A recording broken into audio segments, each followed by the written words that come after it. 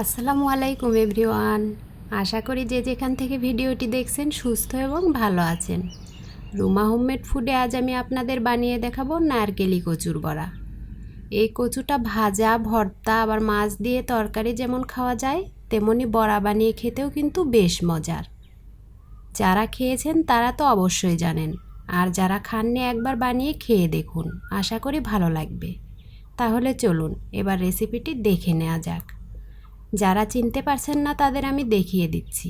এই দেখুন, এটাই হলো নারকেলি কচু। এই কচুটাকে আমি গ্রেটারের সাহায্যে গ্রেট করে ধুয়ে নিয়েছি।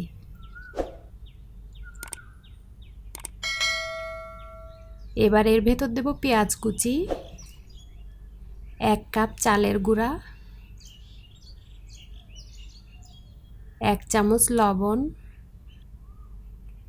1 চামচ হলুদ গুঁড়া, 1 চামচ জিরা গুঁড়া, 1.5 চামচ কাঁচামরিচ বাটা, 1 চামচ আদা রসুন বাটা। এবার সব কিছু হাত দিয়ে মাখিয়ে নেব। এইগুলো মাখানোর সময় আমি প্রয়োজন অনুযায়ী পানি অ্যাড করে নেব। তারপর সুন্দর করে সব কিছু মাখিয়ে নিয়ে 10 মিনিট রেস্টে রেখে দেব। এভাবে 10 মিনিট রাখার ফলে কচু এবং পেঁয়াজগুলো সুন্দরভাবে নরম হয়ে আসবে। এবার চুলায় একটি প্যান বসিয়ে তাতে প্রয়োজন অনুযায়ী তেল দিয়ে দেব। বড়াটা কিন্তু আমি ডুবো তেলে ভাজবো না, অল্প তেলেই ভেজে নেব। এবার তেলটা গরম হলে বড়াগুলো বানিয়ে তেলে ছেড়ে দেব। এই সময় আপনাদের কাছে ছোট্ট একটা রিকোয়েস্ট, যারা ইউটিউব থেকে ভিডিওটি দেখছেন তাদের কাছে অনুরোধ রইল চ্যানেলটি সাবস্ক্রাইব করার, আর যারা ফেসবুক থেকে দেখছেন তারা লাইক এবং ফলো দিয়ে পাশে থাকুন। এখন বড়াগুলো আমি দুপাশ উল্টিয়ে পাল্টিয়ে ব্রাউন কালার করে ভেজে নেব। অনেকেই হয়তো ভাবতে পারেন কচুর বড়া তাহলে নিশ্চয়ই মুখ চুলকাবে। তাহলে ভুল ভাবছেন, এই কচুর বড়া কখনোই মুখ চুলকায় না।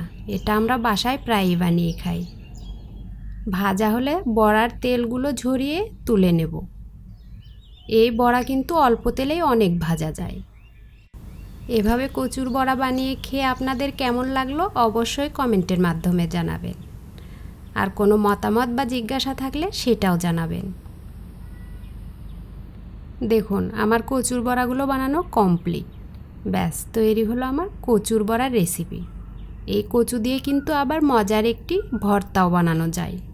অতি শীঘ্রই আমি আপনাদের সঙ্গে সেই ভর্তার রেসিপিটি শেয়ার করব। আজ তাহলে এখানেই বিদায় নিচ্ছি। আল্লাহ হাফেজ।